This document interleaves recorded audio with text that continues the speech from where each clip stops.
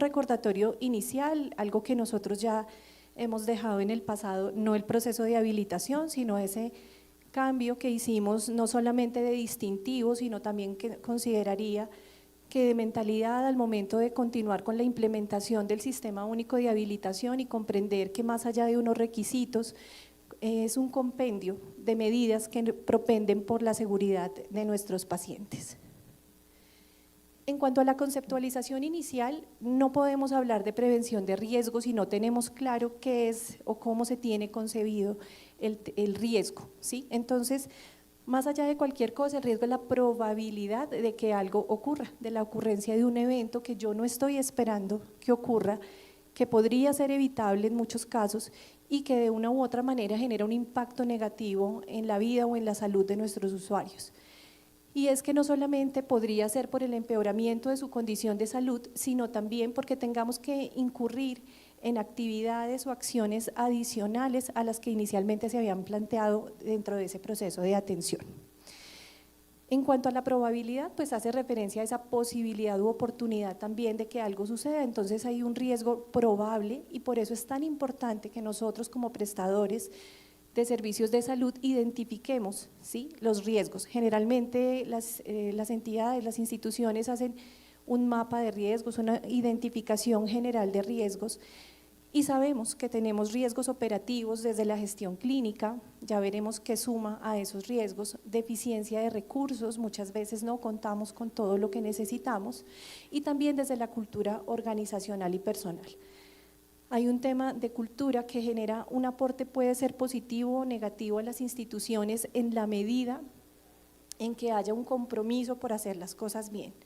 Entonces, cuando tenemos identificados realmente los riesgos, más allá de lo específico, de lo que yo considero que podría ocurrir, creo que nosotros, siempre y cuando hagamos una adecuada identificación, podemos generar también un proceso de prevención o de mitigación. ¿Qué pretendemos nosotros cuando hacemos una identificación de riesgo? ¿A qué estamos llamados? ¿Qué es lo que queremos? No solamente cumplir con un requisito por allá de un estándar que dice que yo tengo que tener identificados los riesgos en mis servicios, sino que también me establece primero la anticipación de errores. Cuando yo tengo claros cuáles son mis riesgos, yo anticipo errores, tomo medidas, implemento estrategias que me permiten esa reducción en el riesgo de mi proceso de atención. También reducir esa probabilidad de que se presenten incidentes o eventos adversos, ¿sí?, y que durante esa prestación de servicios de salud, cuando yo tengo suficientemente claro que me puede ocurrir una situación, pero que también tengo las medidas para identificarla de manera oportuna y que si se presenta cuento con los mecanismos para generar la reducción del impacto, también esto le suma a la seguridad del paciente y a la reducción del riesgo. Importante adelantarse a eventos y situaciones de riesgo y generar un impacto positivo. No queremos ser punitivos, pero no solamente queremos aportarle a la seguridad del paciente, sino a nuestra propia seguridad como prestadores de servicios de salud. Que ese paciente confíe que lo que vamos a hacer al interior de las instalaciones de mi institución realmente va a ser para su beneficio. Y por último, también es importante la búsqueda de la calidad de la atención en salud. Entonces, desde allí se desprende la necesidad de generar esa identificación correcta del riesgo y de priorizar estrategias para que podamos reducir no solamente su ocurrencia, sino el desenlace en muchos casos fatal que se puede presentar. Aquí dejo una imagen como de lo que las personas piensan o en general las instituciones cuando hablamos del estándar de procesos prioritarios, es el estándar 5, de la resolución 3100 para el Sistema Único de Habilitación. Generalmente cuando nos hablan de procesos prioritarios se piensa que es un cúmulo de documentos, es el estándar de los papeles, es el estándar de las cosas escritas que yo simplemente debo presentar, ¿sí?, pero que realmente va más allá de eso. ¿Qué pasa si yo como institución no tengo unas políticas claras y establecidas, no cuento con actividades que gestionen la seguridad del paciente, porque todo lo que tengo solamente está escrito, no lo he puesto en marcha, no he puesto o gestionado que se implemente en mi institución, no cuento con comités o responsables, y cuando hablo del responsable me refiero específicamente a ese prestador de servicios de salud como profesional independiente, que en lugar de tener un comité pasaría a ser per se el responsable de la gestión de estas actividades por la seguridad del paciente. Nuestra implementación de prácticas de seguridad del paciente, un tema del que se ha hablado ampliamente, pero que en muchas ocasiones uno observa que no ha pasado del papel. La promoción de la cultura de seguridad del paciente, porque promover la cultura de seguridad va más allá que poner una valla o un aviso, es un tema de arraigar en nuestros pacientes que tienen derecho a estar seguros en nuestras instituciones y que hay medidas que también los involucran a ellos para generar ese proceso de seguridad y autocuidado. Todo el tema de información documentada, importante no solamente, insisto, por el cumplimiento de un estándar, sino porque si yo no tengo unas bases sólidas sobre las cuales yo implemento mi proceso de atención, se va a hacer muy complejo que se desarrolle adecuadamente y que haya una estandarización.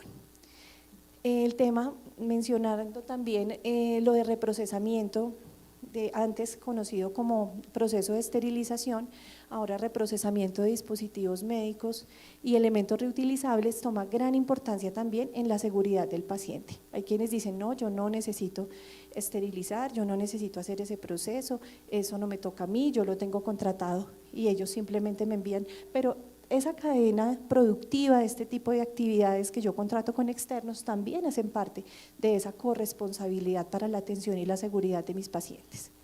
Nuestras políticas de no reuso, que va más allá de tener una política publicada o de que todo el mundo repita que en la institución no se reusa, pero cuando en el fondo sabemos que la realidad es otra.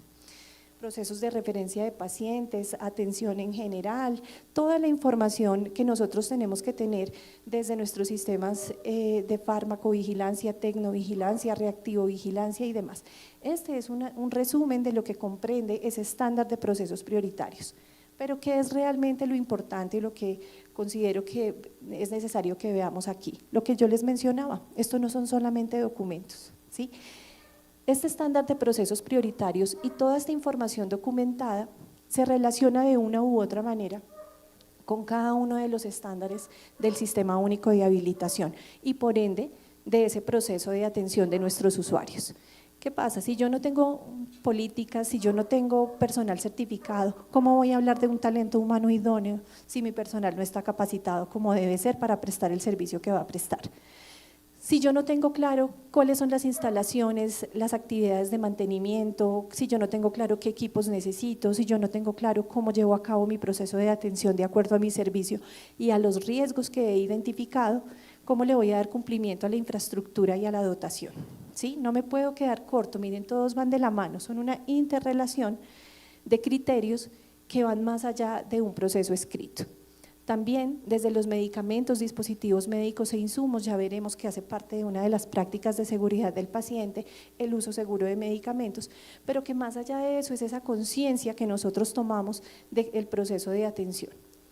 Desde la historia clínica y los registros, porque si desconozco cómo voy a consignar la información de mi proceso de atención, tampoco tendré claro en el momento en que se presente un evento adverso, cómo puedo registrar aquí la información y contar lo ocurrido y mi proceso de seguimiento. Entonces, el estándar de procesos prioritarios no es un estándar documental, es un estándar que nos invita no solo a documentar, sino a compartir la información con nuestros equipos de colaboradores, tanto desde la parte asistencial como desde la parte administrativa, y también a mirar o a verificar cómo está la gestión. Comparto con ustedes algunas premisas erróneas, pero muy frecuentes con las que uno se encuentra en el día a día, no solamente en los procesos de verificación, sino también en esos procesos de asesoría y asistencia técnica. Entonces aquí les voy compartiendo. Tengo lista la carpeta de los papeles, que es lo que vienen a revisar.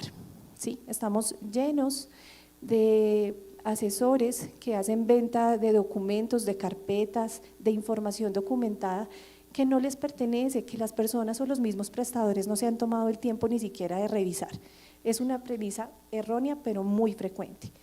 Hace 20 años tengo mis documentos impresos y nada ha cambiado.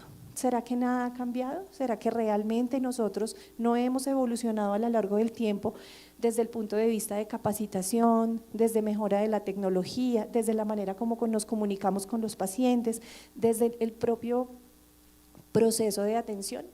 Entonces, cuando uno le hace la solicitud a los prestadores de su información documentada y traen carpetas que están empolvadas y guardadas y con últimas versiones del año 2000, uno se pregunta si realmente en todos estos años nada ha cambiado con esa prestación del servicio.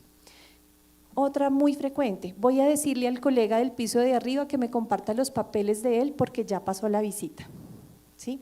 Entonces uno se encuentra el consultorio de un piso o la institución de un piso en donde el prestador que pidió los documentos prestados no cayó en cuenta que los documentos que les prestaron son de un hospital, de un nivel y una complejidad superior, que no tiene solo un piso, sino que tiene 3 o 4 pisos, ascensores, una infraestructura y una dotación con la que el prestador que pidió la información prestada no cuenta, ¿sí? Y ni siquiera además se toman el tiempo de revisarla. Entonces, importante porque sé que hay conectados prestadores de servicios de salud y que a veces creemos que esto no nos toca, que esto no nos corresponde, pero es nuestra responsabilidad hacerlo nuestro.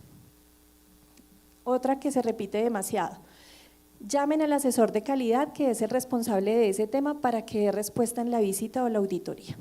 Sí, somos los más queridos y los más llamados la noche anterior a que avisen una visita de verificación.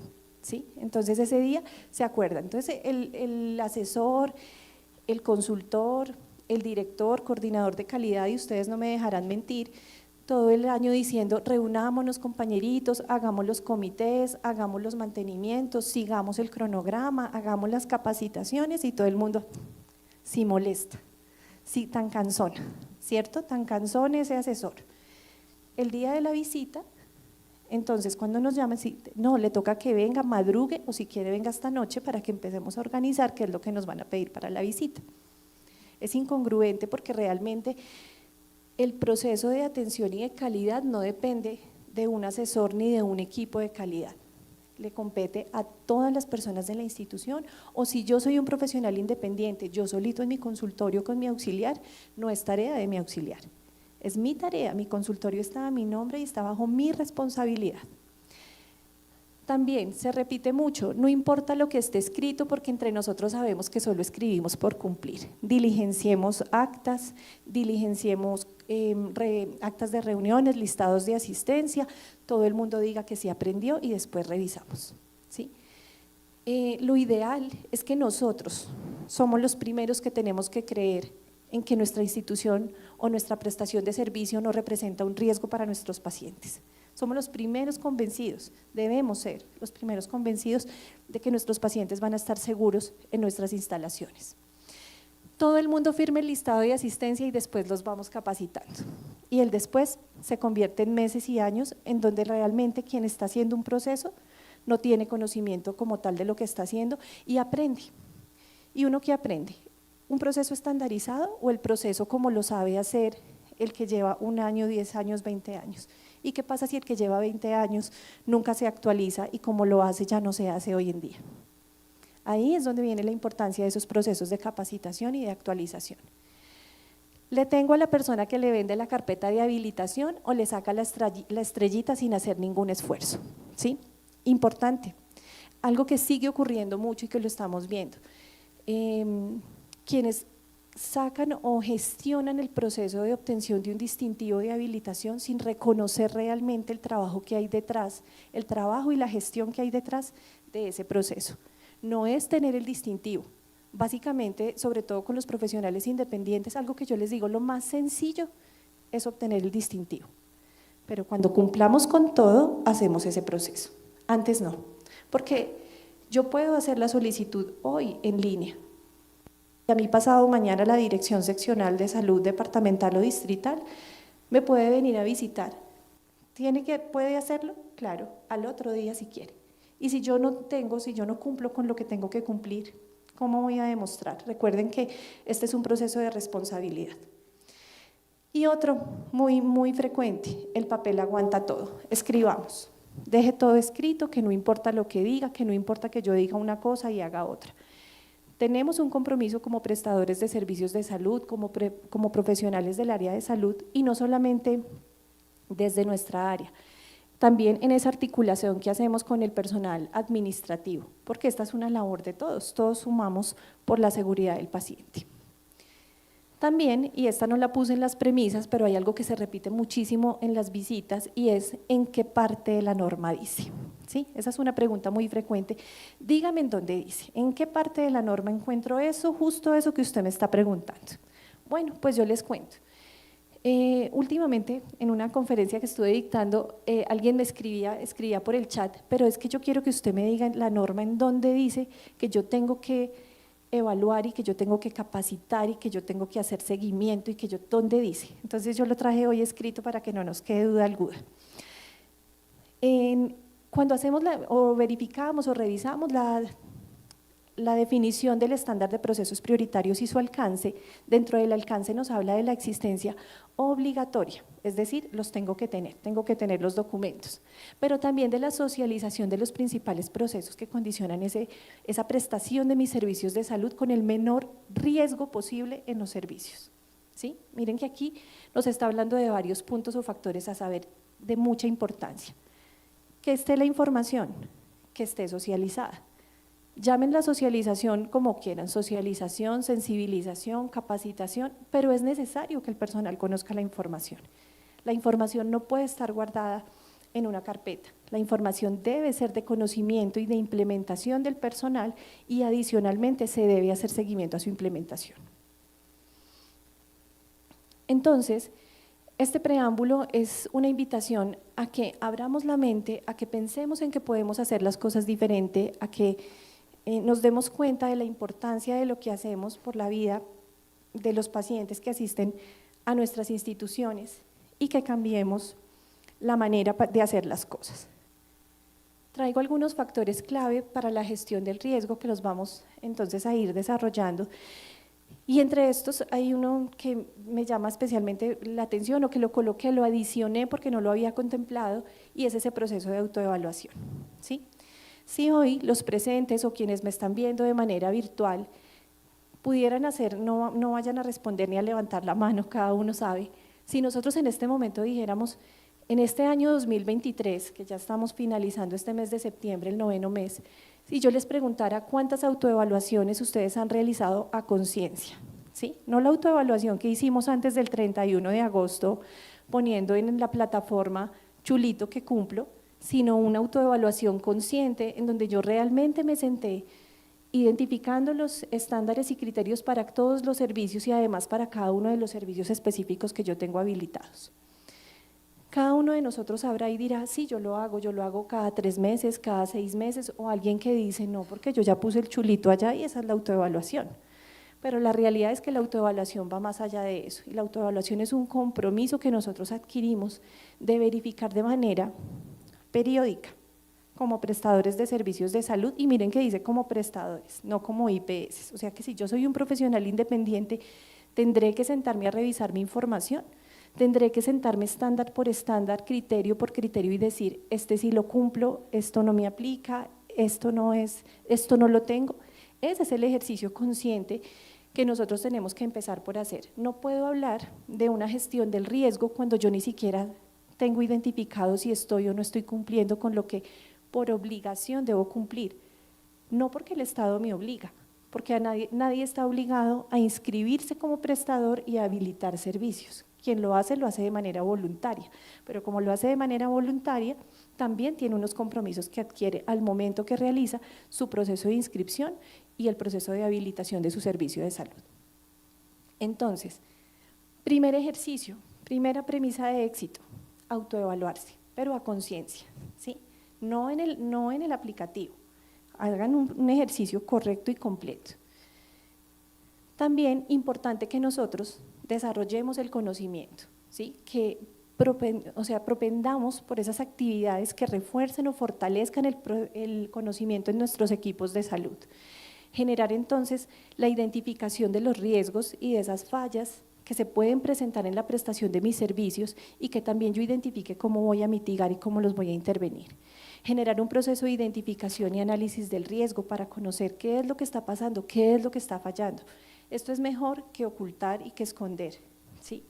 Hay que generar esa cultura para que las personas cuenten lo que ocurre y reconocer siempre, porque esa es la base de todo este tema, reconocer el riesgo que es inherente a la prestación de los servicios de salud.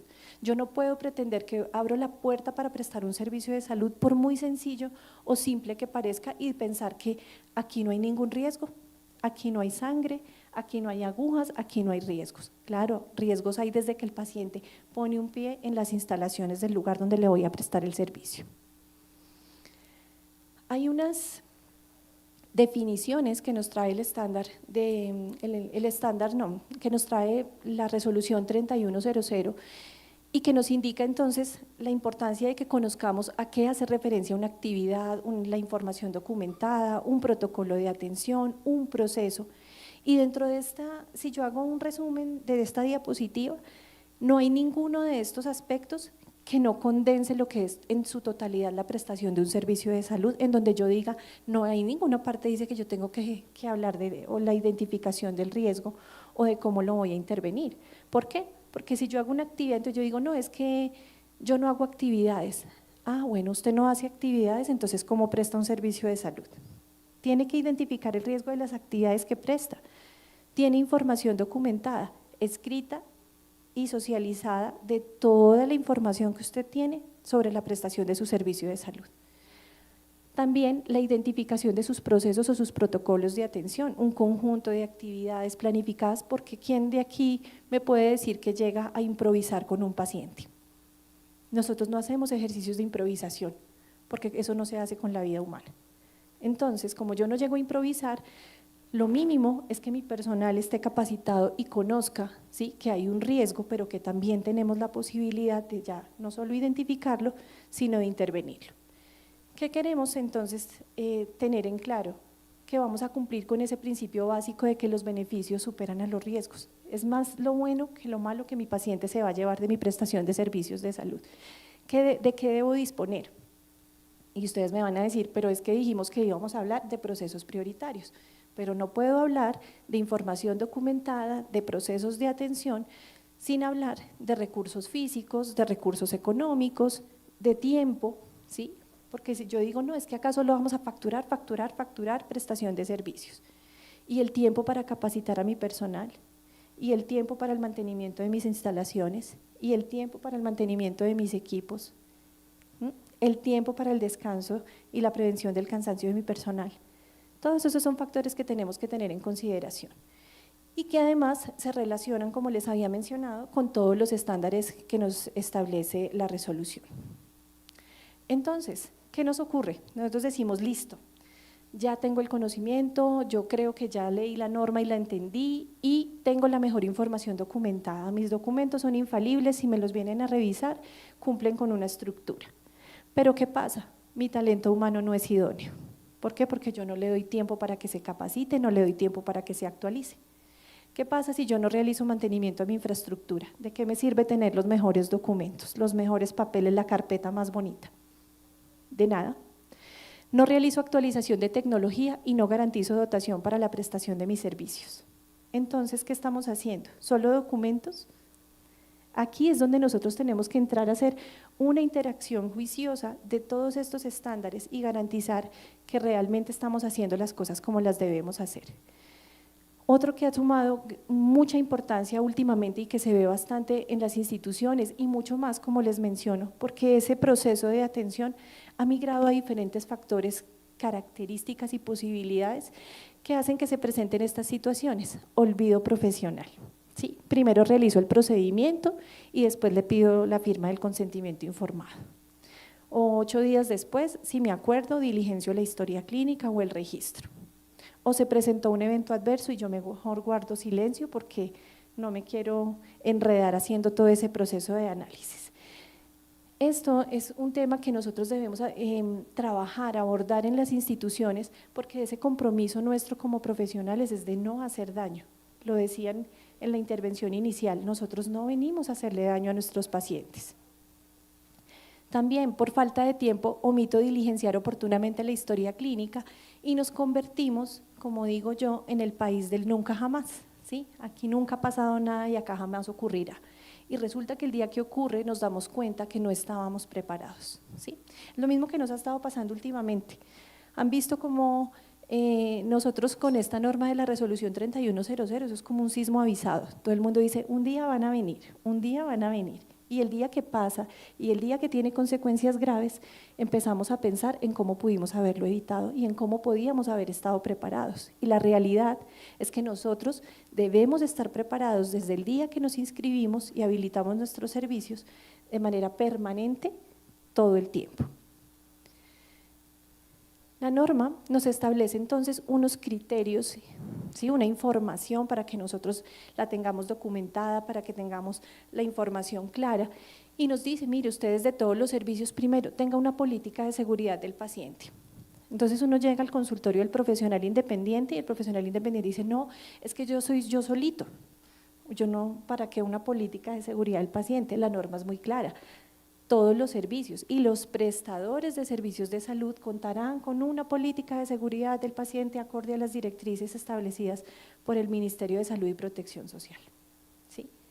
Tengamos una política, pero tomémonos el tiempo de saber qué es lo que nos indica entonces la implementación de esta política. No es tener una política pegada en un acrílico en la sala de espera. Es cómo yo voy a materializar y cómo voy a gestionar la implementación de lo que tengo descrito en esa política. Acciones orientadas a gestionar la seguridad del paciente. Entonces todo el mundo le pone cumple y ni siquiera saben de qué les está hablando el criterio. ¿Sí? Cumple, pero ¿con qué cumple? ¿Cuáles son las actividades que usted ha orientado para gestionar la seguridad del paciente? Digan, cuenten, capacitaciones, comunicación, rondas de seguridad, auditorías, seguimiento de registros clínicos, actividades de seguimiento de paciente trazador, ¿sí? ¿Cómo estoy haciendo yo realmente para promover esa cultura de seguridad? Debo contar con un comité de instancia o yo mismo como profesional independiente para darle gestión a la seguridad del paciente, al control de infecciones y también a la optimización en el uso de antibióticos si es que los utilizo o los prescribo, ¿sí? Porque pregúntele al prestador que solo prescribe y va a decir, no, es que yo aquí no uso antibióticos, pero usted le da fórmula de antibióticos a sus pacientes, sí, claro, todos los días. ¿Y usted cómo promueve que se haga un uso adecuado de ese antibiótico? ¿Cómo le ha comunicado a su paciente? Y también la implementación de las prácticas seguras, no las voy a desligar de la política de seguridad del paciente porque hace parte esencial de la política de seguridad del paciente que nosotros implementemos esas prácticas seguras. No nos vamos a detener en cada práctica, pero tengamos en cuenta, ¿será que si yo tengo claras todas estas prácticas, casi que cada práctica me indica el riesgo? ¿Sí? La primera práctica me habla de correcta identificación, debe ser que existe el riesgo de que yo pueda identificar inadecuadamente a mi paciente, de que yo me pueda confundir, de que yo pueda generar un proceso erróneo de identificación. Gestionar y desarrollar una adecuada comunicación entre las personas que atienden y cuidan a los pacientes, esta sí que es importante. ¿Por qué? Porque nosotros a veces no nos tomamos el tiempo, no es que yo tengo 20 minutos de consulta, entonces son 15 minutos para escribir, no puedo ni mirar a los ojos al paciente, no le puedo informar, no le puedo comunicar lo que yo le quiero expresar, hasta dónde realmente yo puedo decir que me estoy comunicando. Comunicarnos no es solamente poner en una pantalla información. ¿Qué pasa con mi paciente que no sabe leer? ¿Cómo me comunico con ese paciente?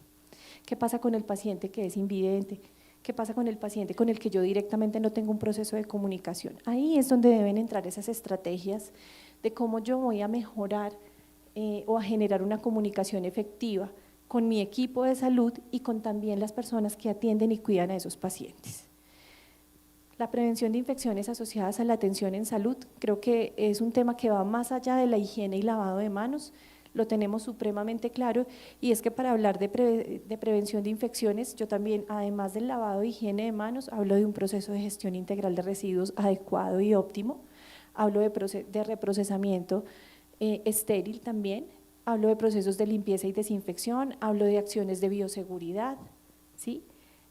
Hablo de procesos de aislamiento, sea dentro de una habitación o sea como yo hago uso de mis elementos de protección personal para entrar a la institución donde me están atendiendo. Entonces, aquí cuántos riesgos hemos identificado solamente mencionando el nombre de la práctica. Ya tenemos muy claro que todos estos son riesgos que tenemos previstos desde el inicio. El análisis, detección, gestión del evento adverso también, porque no es solamente que me acuerdo que hay riesgos cuando se materializan, sino porque es mi responsabilidad darle seguimiento y verificar y evitar en lo posible que vuelvan a ocurrir. Garantizar la funcionalidad del consentimiento informado. No me acuerdo del consentimiento informado hasta que me hacen un proceso legal o hasta que el paciente me pide copia de la historia clínica y empieza todo el mundo a correr a ver de dónde saca el consentimiento informado que no hizo firmar hace 3 meses. Igual con las otras prácticas de seguridad del paciente, mejorar la utilidad en el uso de los medicamentos, importantísima, no es solamente a los 5 correctos, no, avancemos. Sabemos que yo tengo una responsabilidad con ese paciente que se lleva sus medicamentos para su casa, no solamente el medicamento que yo uso con él aquí, sino en la institución, sino los medicamentos que el paciente se lleva a la casa, cómo hago la prevención de caídas, cómo prevengo complicaciones asociadas al uso de hemocomponentes, cómo hago prevención de úlceras por presión. Hay personas que asocian la aparición de úlceras por presión exclusivamente en el paciente que está hospitalizado o en cama o el que está en UCI.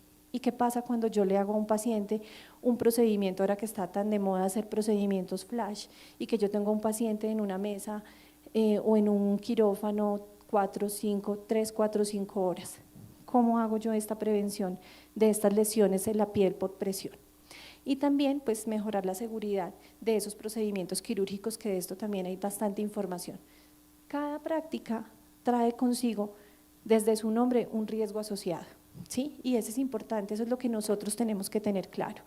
También debemos promover esa cultura de seguridad del paciente e involucrar a todo el personal. Ahí no está diciendo solo si usted es médico, solo si usted es auxiliar, solo si usted es… no, todo su personal, involúcrelo desde la puerta de entrada para la atención del paciente.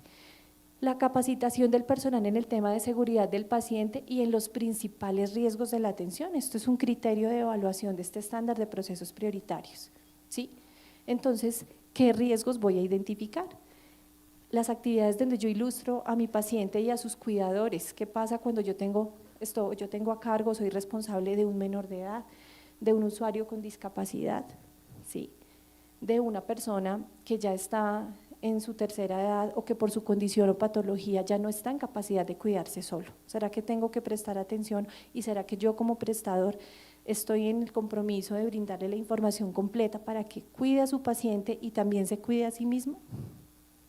Entonces, ¿qué es importante dentro de nuestro proceso de atención? Generar una identificación de riesgos generales y específicos, ¿sí? De riesgos generales, sencillo, los acabamos de mencionar: identificación, caídas, infecciones, etcétera. Pero también hay riesgos específicos asociados de manera puntual al servicio que yo estoy prestando. ¿Será que yo me voy a quedar solamente con estos riesgos de identificación y caídas, o será que yo me doy cuenta, por ejemplo, que cuando realizo la actividad de un protocolo de venopunción hay unos riesgos inherentes, ¿cierto? El sangrado, que el paciente se desmaye, que haga un hematoma, que haya una infección, ¿sí? Esos son riesgos específicos que yo tengo que estar en capacidad de identificar para cualquier servicio que yo preste, ¿sí? ¿Cuál podrá ser entonces el riesgo? Entonces no nos quedemos con los riesgos generales, sino que también entremos a la especificidad, porque cuando yo conozco los riesgos, sé cómo puedo intervenirlos.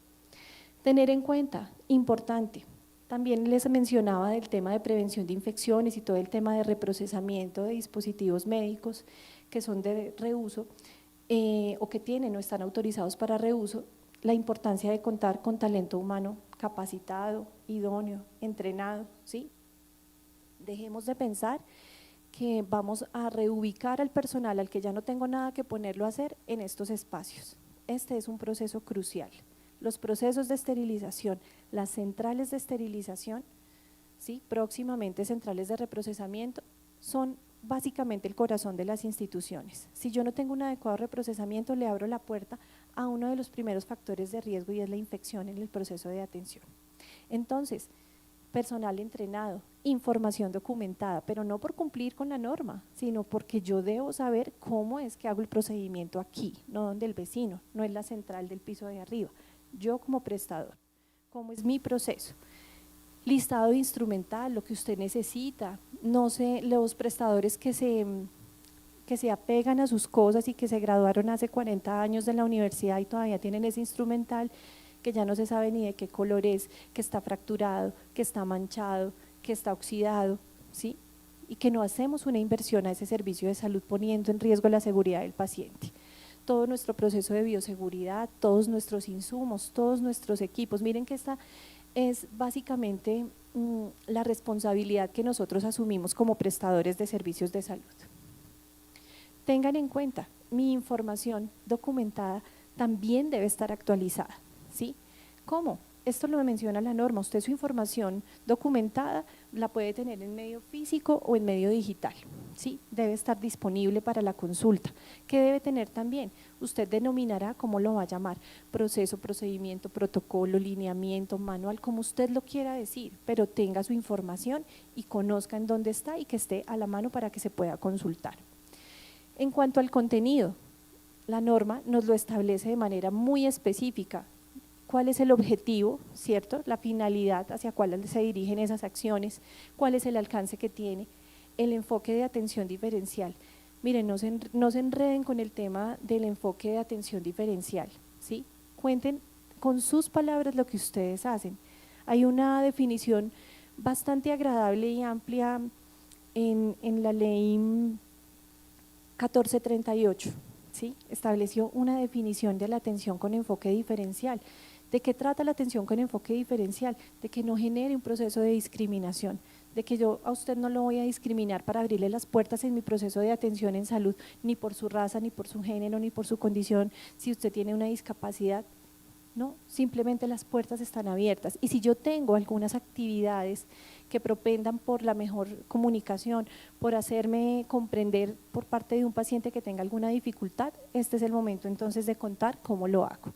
Cuenten quién es su talento humano, qué equipos, medicamentos, describan la información de sus procesos de atención. Esto que les estoy mencionando aquí, ustedes lo encuentran en el contenido de la norma, casi que uno diría que no hay una razón para que cuando uno haga la revisión de este estándar de procesos prioritarios no se encuentre esta información en este orden como está. O sea, esto no es una estrategia mía, esta es una estrategia que la norma nos está entregando, más que explicada para que nosotros tengamos claro lo que tenemos que hacer casi sin errores.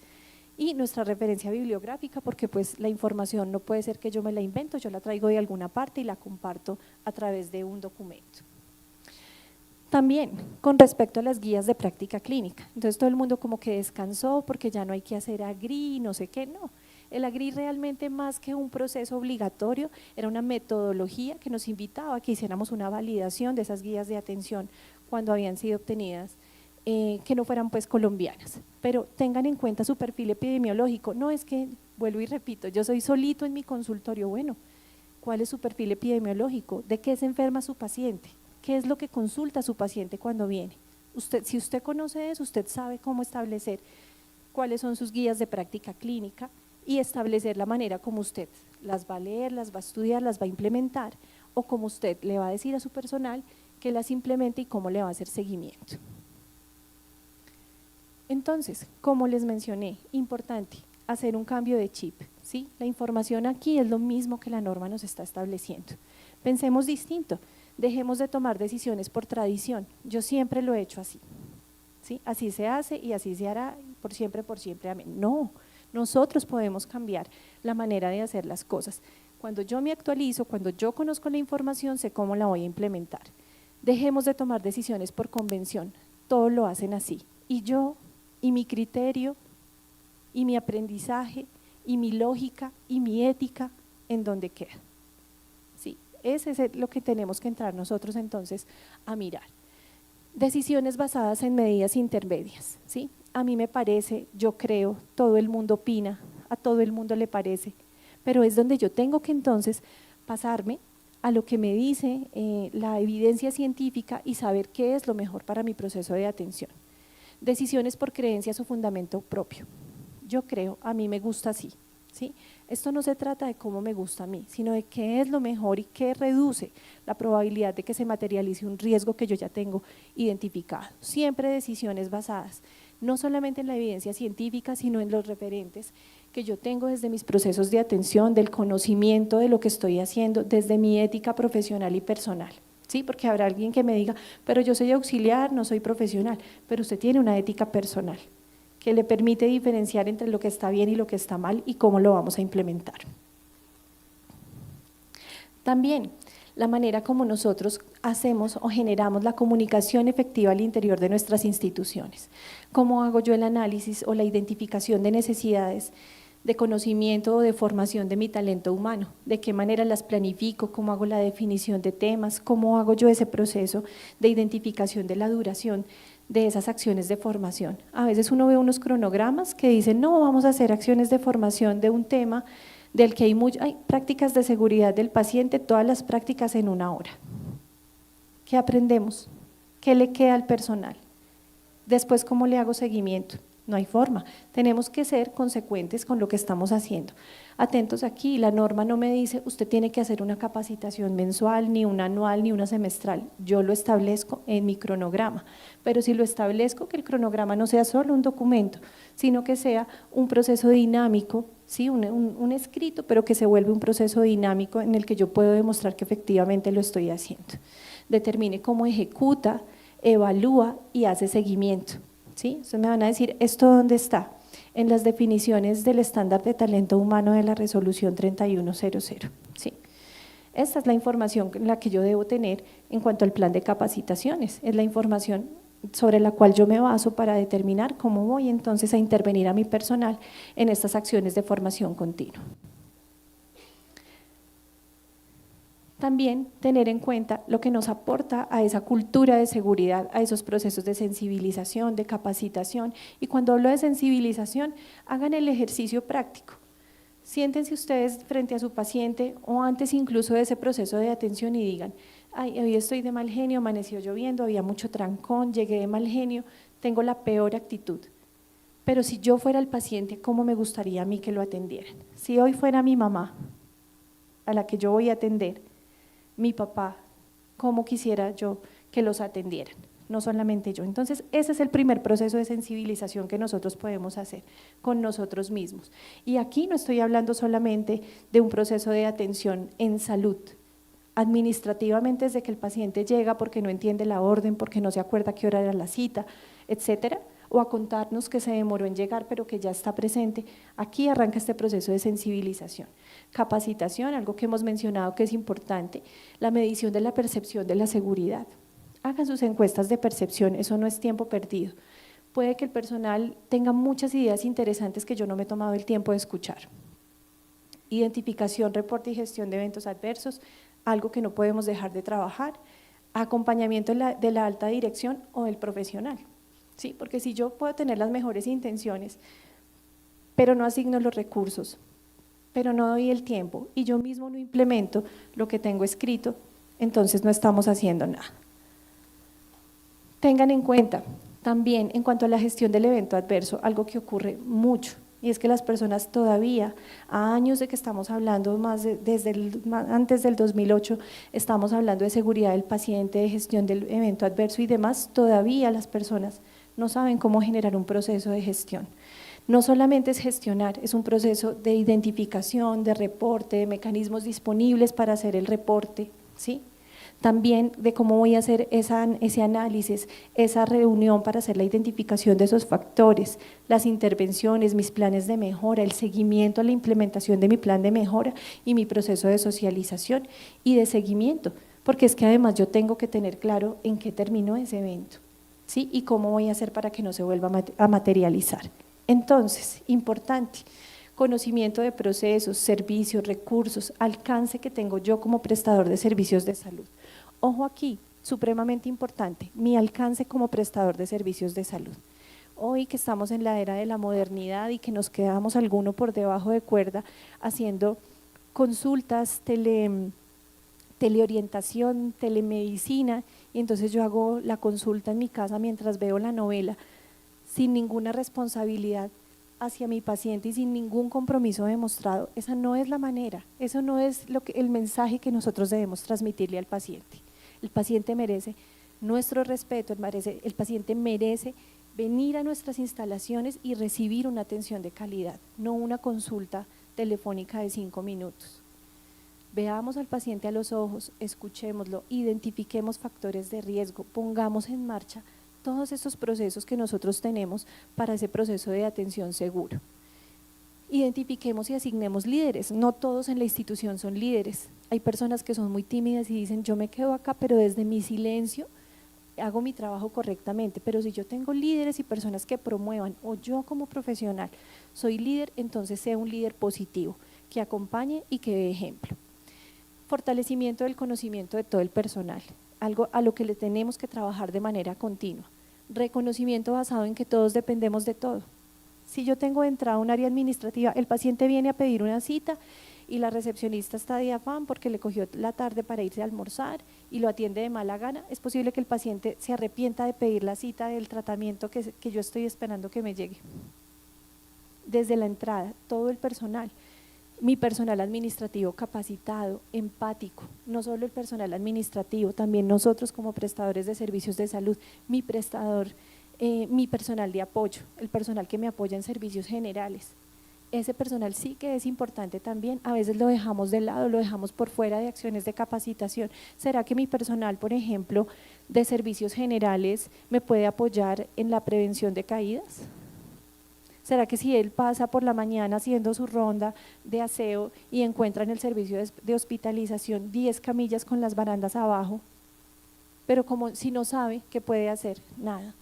Pero si está en conocimiento, está empoderado, va a decir, qué pena, voy a subir estas barandas porque se pueden caer los pacientes. Hagamos ese acompañamiento también a este personal. Generemos estrategias que permitan involucrar al personal también para el autocontrol, ¿sí? No se trata de que si no me están mirando, entonces yo lo hago mal, sino que es nuestro compromiso siempre hacer las cosas bien y generar el reconocimiento de los logros. No estoy hablando solamente de reconocimientos tangibles, si me dan un premio, si me dan un regalo, si me dan un bono, si me suben el sueldo. ¿Quién dijo que nosotros tenemos que ser buenas personas a cambio de algo? O hacer las cosas bien a cambio de algo. Es nuestro compromiso, es nuestra ética, ¿sí? No creo que nosotros queramos hacer las cosas distintas, pero también si hacemos la diferencia y marcamos, hacemos ese factor diferenciador, también aprendamos a dar las gracias, a reconocer en público, a agradecer que las personas están apoyando nuestros procesos de atención de manera eficiente y segura. Tengan claros también los riesgos, porque habíamos hablado de riesgos generales y específicos, pero yo tengo riesgos asociados a mi servicio de salud, que los estuvimos mirando, y también a otros macroprocesos. Yo puedo tener riesgos de carácter gerencial, misional y de apoyo, no tengo el talento humano, el gerente no conoce el proceso. Si yo lo conozco, estoy para ayudar y para apoyar. La frecuencia de implementación, tengan un cronograma que se van a implementar actividades, pero un cronograma para cumplirlo, capacitaciones, interacción entre servicios, ¿sí? No es que, ¿cómo hacen el reprocesamiento de su instrumental? Ah, no, eso les toca es allá, ellos verán. ¿Y usted qué conoce de ese proceso? ¿Usted cómo puede decir que el proceso está bien o mal hecho si usted no lo conoce? Promuevan la interacción entre sus servicios y sus equipos de trabajo. Presentación de resultados. No todos son indicadores, yo puedo tener otro tipo de resultados. La satisfacción de mis pacientes, ¿sí? Es un gran indicador de que estoy haciendo las cosas bien. Planes de mejora y acciones para su implementación, importante. Si yo no genero planes de mejora, van a decir, ay, tiene como 10 planes de mejora. No, el problema no son los 10 planes de mejora, el problema es que no se queden en planes de mejora, sino que se ejecuten.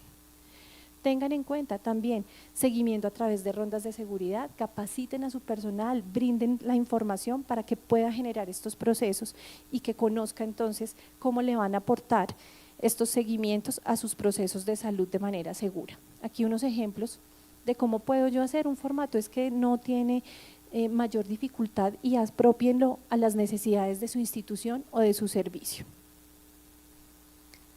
Tengan en cuenta disponer de los datos tanto de tipo cualitativo y cuantitativo. Ah, no, yo no tengo nada de eso, entonces ya no puedo hacer lo que nos dijeron allá en el Club Bench. No, empecemos a generar datos, empecemos a conocer qué piensan los pacientes, qué piensa mi personal, qué pienso yo del servicio que estoy prestando, porque nosotros mismos sabemos en qué podemos estar fallando.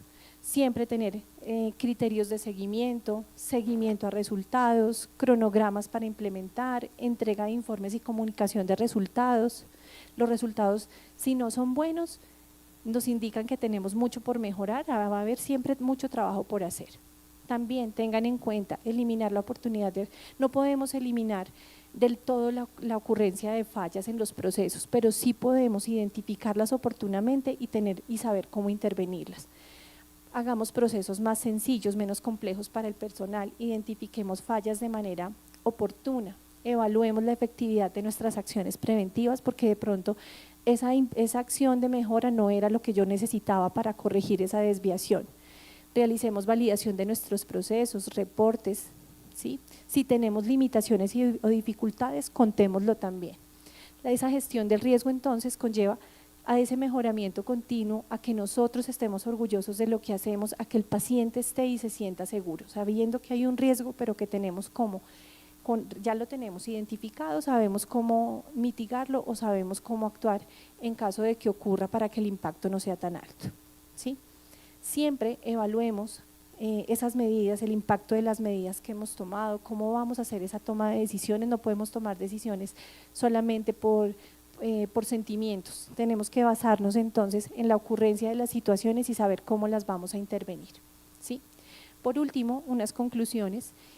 Crear y proteger el valor de la prestación de servicios de salud de manera segura y con calidad, eso es lo que nosotros queremos, ¿sí? Nadie quiere aquí que lo demanden, que le cierren la institución, que el paciente se queje, o que yo como paciente algún día tenga que decir, a mi institución no me lleve, lléveme a otra, pero a la mía no, al contrario, yo tengo que ser el primero que quiero estar en mi institución y que me atiendan ahí.